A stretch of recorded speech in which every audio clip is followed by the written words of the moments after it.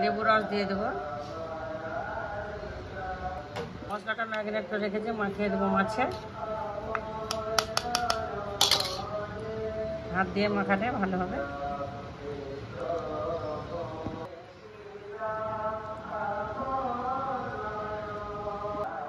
Marinate করে রেখেছি, মাছটা ম্যারিনেট করে নিয়েছি। আর 10 মিনিট রেখে দেবো রেস্টে। 10 মিনিট পর ফিরে আসছি বন্ধুরা। 10 মিনিট ম্যারিনেট করে রেখেছিলাম মশলা দিয়ে, ভেজে নেব।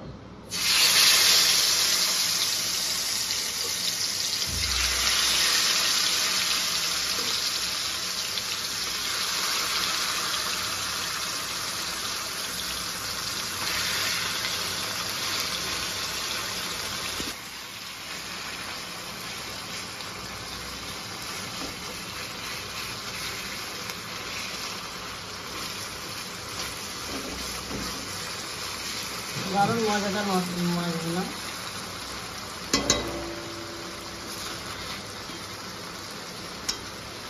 লাল মুচমুচে করে ভেজে নিয়েছি মাছগুলো, তুলে নেব।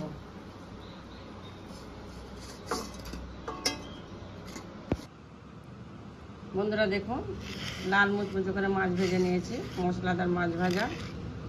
মাছ ভাজাটা যদি আপনাদের ভালো লেগে থাকে অবশ্যই লাইক কমেন্ট শেয়ার করবেন, আর আমার সোনা মায়ের রান্নাঘরটিতে সাবস্ক্রাইব করে দেবেন।